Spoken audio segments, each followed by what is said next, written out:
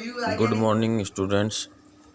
जो अपना पिछला वीडियो था उसमें हमने जो आपके अवकलज के अनुप्रयोग थे उससे रिलेटेड 3 एग्जाम्पल कर लिए थे, जिनमें पहला था उसमें पृष्ठीय क्षेत्रफल का त्रिज्या के सापेक्ष परिवर्तन ज्ञात किया था। दूसरा था जो CD है वो दीवार से किस दर से नीचे की तरफ गिर रही है वो दर ज्ञात कर ली।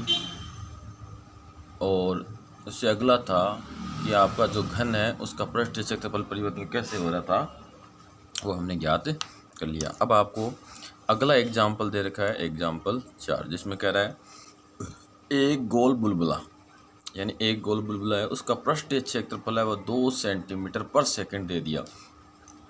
तो पृष्ठीय क्षेत्रफल का मतलब है ए 2 सेंटीमीटर पर सेकंड, यानी DA में परिवर्तन। अब सेकंड है, इसका मतलब हो गया T के सापेक्ष, तो 2 सेंटीमीटर स्क्वायर पर सेकंड परिवर्तन की दर से बढ़ रहा है, इसका मतलब पॉजिटिव, और आगे कोई चीज़ नहीं मतलब पॉजिटिव ही है, तो ये ले लिया। अब यदि बुलबुले की त्रिज्या 6 सेंटीमीटर हो, यानी जब आपका R बराबर 6 सेंटीमीटर हो जाए तब ज्ञात कीजिए कि बुलबुले का आयतन किस दर से बढ़ रहा है, यानी बुलबुले के आयतन में परिवर्तन की दर अपने को ज्ञात करनी है। तो अपने को एक तो बुलबुले की त्रिज्या, एक पृष्ठीय क्षेत्रफल और एक आयतन, 3 मानना पड़ेगा। तो मानेंगे माना किसी T समय पर, T समय की बात करेंगे, समय पर गोल बुलबुले की त्रिज्या R, पृष्ठीय क्षेत्रफल A तथा आयतन V योग। अब देखो, अब गोल बुलबुला, इसका मतलब गोल बुलबुला है तो इसमें सारे काम आपके गोले वाले होंगे। जैसे इसका पृष्ठीय क्षेत्रफल हो जाएगा 4 पाई R स्क्वायर, आयतन हो जाएगा 4/3 पाई R क्यूब, ऐसे। तो ये हो गया। अब प्रश्नानुसार, यानी अपने को जो दिया है प्रश्नानुसार, प्रश्न हमें कह रहा है कि DA/DT है वो आपको 2 सेंटीमीटर स्क्वायर पर सेकंड दे रखा है, इसको समीकरण नंबर दे दिया 1। अब हमें आयतन में परिवर्तन की दर ज्ञात करनी है, तो हम क्या करेंगे, आयतन का फॉर्मूला लिखेंगे। तो बताएंगे चूँकि V बराबर होता है 4/3 पाई R क्यूब, और हमें T के सापेक्ष अवकलन करना है, तो करते हैं T के सापेक्ष अवकलन करने पर, तो V का तो हो गया dV/dt बराबर 4/3 पाई गुणा R क्यूब का हो जाएगा 3R स्क्वायर, और फिर R का हो जाएगा dR/dt। कल भी बताया था आपको, आज भी बता देता हूँ कि गोले में परिवर्तन हो रहा है तो उसका आयतन भी परिवर्तनशील होगा, उसकी त्रिज्या भी परिवर्तनशील होगी, उसका क्षेत्रफल भी परिवर्तनशील होगा। तो हम किसी को कांस्टेंट नहीं मान सकते, इसलिए R कांस्टेंट नहीं होगा, तो dR/dt हो गया। 3 से 3 कट गया, तो dV/dt बराबर 4 पाई R स्क्वायर dR/dt, इसको समीकरण नंबर 2।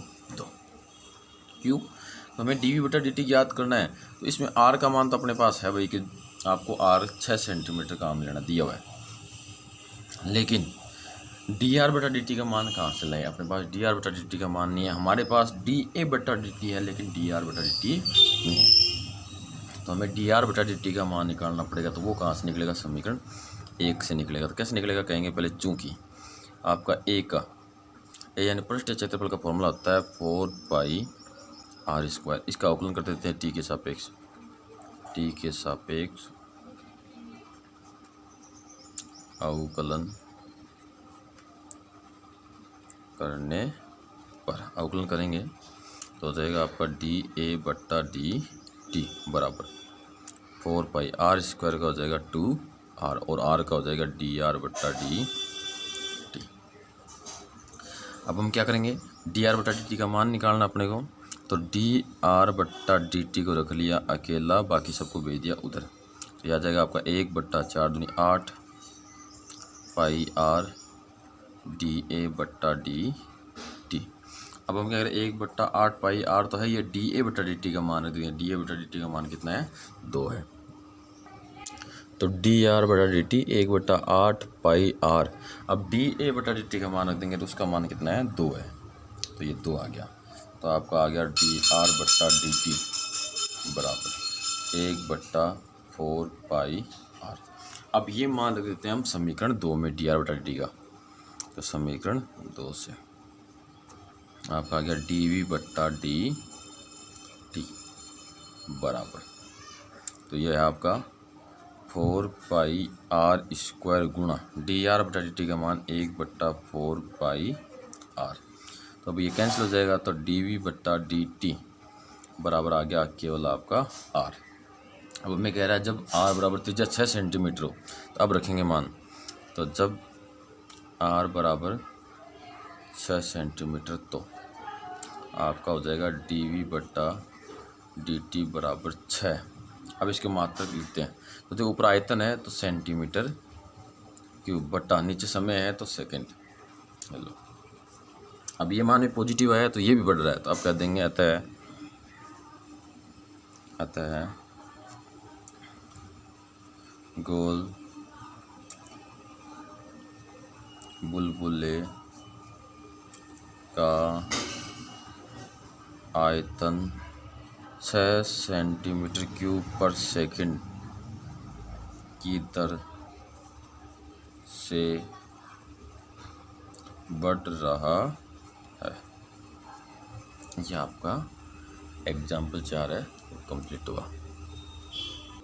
एग्जाम्पल 5 है, यदि किसी आयत की लंबाई x, आयत की लंबाई है वो x है, वो 3 सेंटीमीटर पर मिनट, मी का मतलब मिनट है, की दर से घट रही है, यानी आपका जो x है उसमें समय के सापेक्ष जो परिवर्तन की दर है वो 3 सेंटीमीटर पर मिनट है, और इसकी चौड़ाई है वो y दी हुई है, y है वो 2 सेंटीमीटर पर मिनट, यानी y में जो परिवर्तन है समय के सापेक्ष वो 2 सेंटीमीटर पर मिनट की दर से बढ़ रहा है।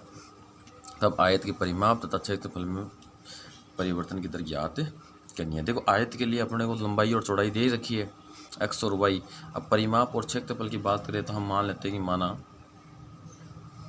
माना आयत का परिमाप p तथा क्षेत्रफल a है, और अगर इसको नहीं माने तो भी कोई दिक्कत वाली बात नहीं है कि हम लास्ट में जब परिमाप की बात करेंगे तब इसको लिख देंगे। तो सबसे पहले जो अपने को क्वेश्चन में दिया हुआ वो लिख देते हैं गिवन दैट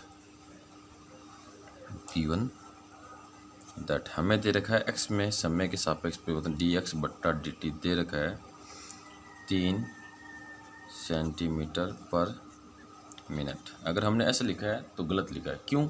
क्योंकि अगला कह रहा है देखो 3 सेंटीमीटर पर मिनट की दर से घट रही है, इसका मतलब कम हो रही है, उसके लिए हम नेगेटिव साइन काम में लेते हैं। तथा दूसरा डी वाई बट्टा डी टी अपने को दिया हुआ है वो है 2 सेंटीमीटर पर मिनट। ये बिल्कुल सही है, क्योंकि वाई में 2 सेंटीमीटर पर मिनट की दर से वृद्धि हो रही है, बढ़ रहा है, तो ये पॉजिटिव, कोई साइन नहीं है, इसका मतलब पॉजिटिव साइन है। अब हमें क्या करना, आयत के परिमाप और क्षेत्रफल में परिवर्तन की दर ज्ञात करनी है। कब ज्ञात करनी है? जब इसमें दिया हुआ भी है आपका, जब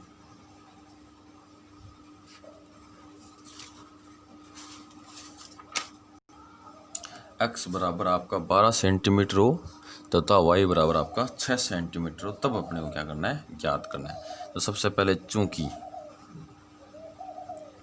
आयत का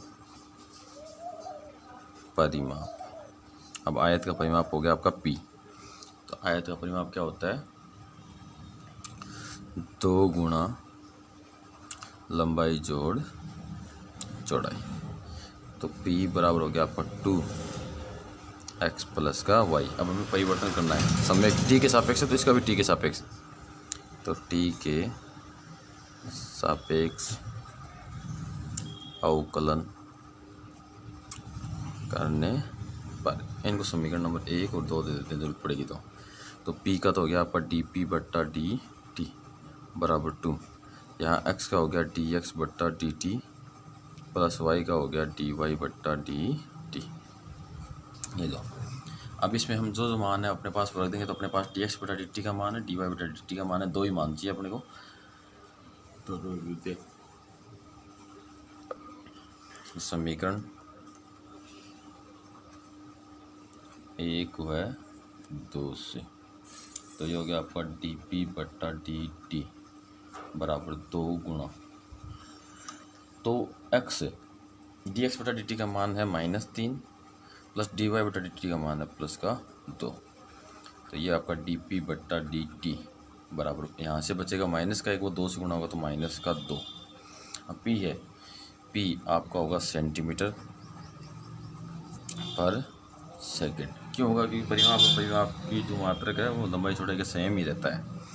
तो ये हो गया। अब ये माइनस चीज़ क्या प्रदर्शित कर रहा है? माइनस ये चीज़ प्रदर्शित कर रहा है कि इसका आयतन है वो 2 सेंटीमीटर पर, जो परिमाप है वो 2 सेंटीमीटर पर सेकंड की दर से घट रहा है, इसलिए ये माइनस आया है। माइनस शो कर रहा है कि इसमें कमी आ रही है। तो हमने परिमाप में परिवर्तन तो ज्ञात कर लिया। अब अपना है क्षेत्रफल में, तो देखते हैं आयत का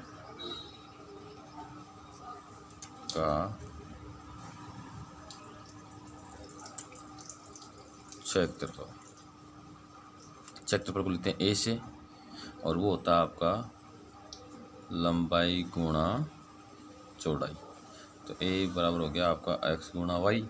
अब इसमें भी परिवर्तन की दर अपने को ज्ञात करनी है, तो इसका हम समय के सापेक्ष परिवर्तन करेंगे, क्योंकि हमें समय के सापेक्ष परिवर्तन किया हुआ ही दिया हुआ है। तो t के सापेक्ष अवकलन करने पर, तो a का तो हो गया dA बट्टा dt, और इन दोनों का जाएगा u गुणा वी से x, कॉन्स्टेंट y का हो गया dy बट्टा dt plus y constant x का हो गया dx बट्टा dt। अब इसमें हमें dx बटा dt का, dy बटा dt का और x और y सब का मान रखना पड़ेगा। तो पहले तो हम समीकरण 1 व 2 को यूज करते हैं, समीकरण 1 व 2 से। तो dA बट्टा dt बराबर x गुणा इसका dy बटा dt का मान 2 है प्लस y गुणा dx बटा dt का मान -3 है। तो ये आ गया आपका dA बट्टा dt बराबर 2x - 3y। अब कह रहा है आपको कि जब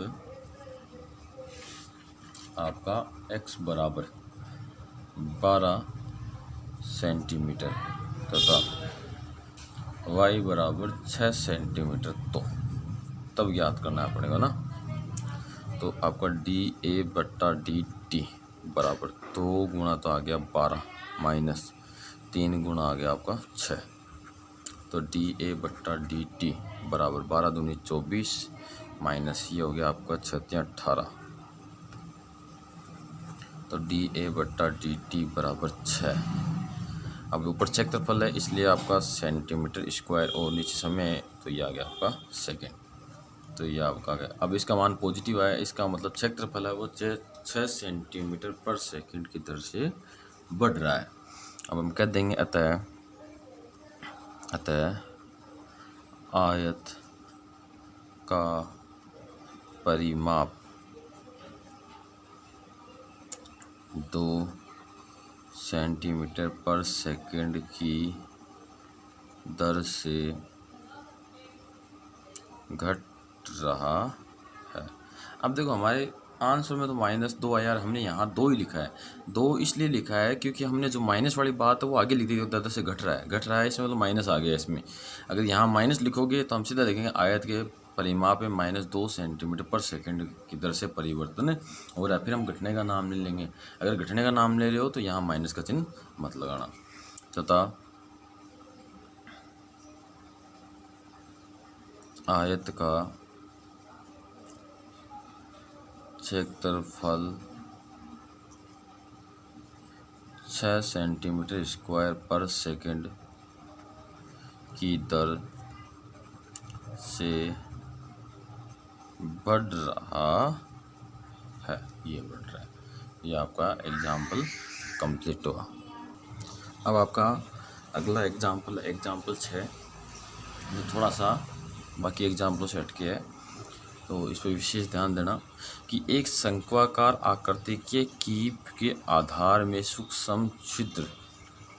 अब देखो आपका जो कीप है उसमें नीचे की साइड हम क्या करते हैं, एक सूक्ष्म छिद्र कर देते हैं छेद से, फिर 4 सेंटीमीटर पर सेकंड की दर से समान दर से पानी बूंद बूंद टपक रहा है। फिर क्या होगा, उसमें से पानी नीचे की तरफ गिरेगा। जो पानी नीचे की तरफ गिरने की दर है वो 4 सेंटीमीटर क्यूब पर सेकंड है। अब देखो पानी नीचे टपक रहा है, इसका मतलब जो कीप है उसमें तो पानी का आयतन कम हो रहा है, यानी जो कीप के अंदर पानी है उसके आयतन में कमी आ रही है। कितनी कमी आ रही है, 4 सेंटीमीटर क्यूब पर सेकंड की दर से कमी आ रही है। उसके बाद आगे देखो पानी के शंकु की तिर्यक ऊंचाई। अब जो अब जो कीप है, कीप में हमने पानी जो डाल रखा है उसकी आकृति शंकु जैसी है। अब उस पानी का जो शंकु बन रहा है, यानी जो कीप में पानी डाला है वो शंकु जैसा ही होगा पानी। उस पानी की जो तिर्यक ऊंचाई है उसके घटने की दर अपने को क्या करनी है, ज्ञात करनी है। कब ज्ञात करनी है, जब आपकी तिर्यक ऊंचाई 4 सेंटीमीटर हो और ऊर्ध्वाधर अर्धशीर्ष कोण कितना हो, 60 डिग्री। तो हम क्या करते हैं, सीधे ही पानी का शंकु ही बना लेते हैं कि आपका देखो ये शंकु है, हमने जो कीप अपना कीप लिया, नहीं कीप में अंदर जो सीधा पानी था उस पानी की आकृति बना दी भाई कि ये लो, ये पानी का शंकु है कीप के अंदर, और कीप में यहाँ छिद्र था जिससे पानी आपका क्या था, टपक रहा था। हो गया। जो ये आपकी जो है इसको बोलते हैं तिर्यक ऊंचाई। तो तिर्यक ऊंचाई होगी आपकी L। फिर यहाँ से लेके जो यहाँ तक की जो दूरी है वो होती है त्रिज्या, वो हो गई आपकी R। फिर अगर हम इसको यहाँ से इससे मिला दें तो ये होती है आपकी H ऊंचाई, और यहाँ जो ये कोण होता है वो होता है अर्धशीर्ष कोण, वो होता है आपका थीटा। तो ये बन गया। अभी हम सारी बात लिख देते हैं, तो इसको नाम मोड़ देते हैं A, ये O, B, C। तो हम क्या कहेंगे, माना पानी का शंकु, तो ऐसे कहेंगे माना किसी T समय पर पानी का शंकु ABC है, जिसमें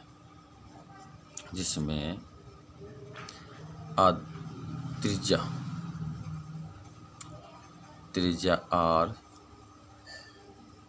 ऊंचाई H तथा तिर्यक ऊंचाई L। अर्धशीर्ष कोण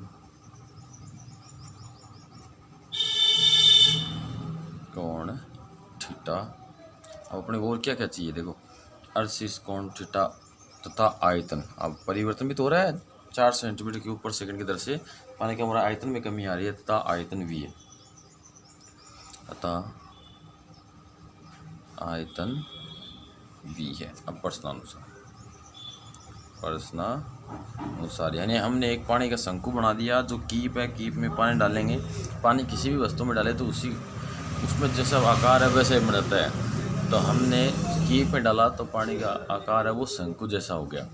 अब ये शंकु बन गया, तो शंकु में हमने त्रिज्या मान ली, ऊंचाई, इतनी सारी चीज़ें होती है, वो सारी चीज़ें हमने मान ली। अब क्वेश्चन क्या कह रहा है, कि पानी टपक रहा है, यानी इसके आयतन में परिवर्तन हो रहा है। कितना हो रहा है, 4 सेंटीमीटर क्यूब पर सेकंड, लेकिन पानी में कमी आ रही है, यानी जो शंकु है पानी का उसके आयतन में कमी आ रही है।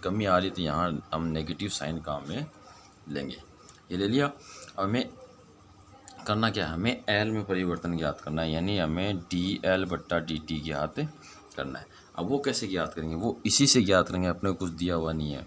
हम कहेंगे चूँकि आपका V बराबर, यानी आयतन का फॉर्मूला होता है 1/3 पाई R² H। इसको समीकरण नंबर दे दो 2, इसको समीकरण नंबर दे दो 1। इसको समीकरण नंबर 2 क्यों दिया, क्योंकि हमें L में परिवर्तन ज्ञात करना है, V में परिवर्तन अपने को दिया हुआ है। तो इधर R और H की जगह हम क्या ले आएंगे, R और H की जगह हम L ले आएंगे।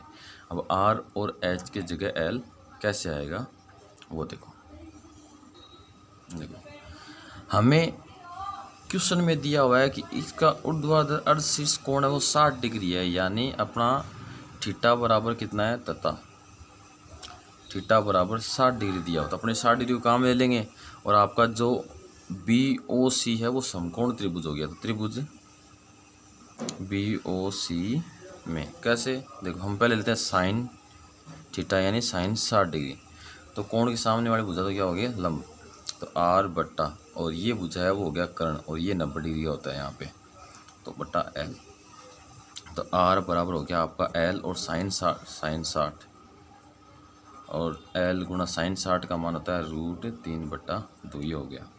तथा अब हम कोस 60 निकालेंगे तो कोस 60 बराबर आधार, तो कोण के साथ वाला होता है आधार, तो H बट्टा कर्ण यही है आपका। और यहाँ से आपका आगे आ जाएगा H बराबर L कोस 60। तो H बराबर हो गया L कोस 60 का मान होता है 1/2।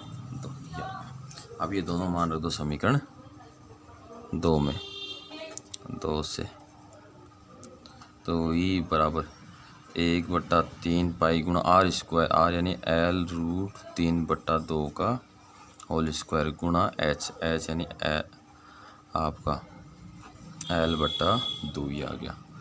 तो V बराबर 1/3 पाई गुणा इसका स्क्वायर है, तो इस स्क्वायर को ओपन करते हैं पहले।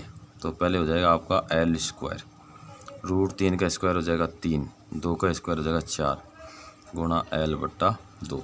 3 से आपका 3 कैंसिल, तो V बराबर π/8 L3। ये पाई बच गया, ये 8 हो गया, 3 से 3 कट गया, इतना आ गया। अब हम क्या करते हैं, इसका करते हैं अवकलन। तो t के सापेक्ष अवकलन करने पर,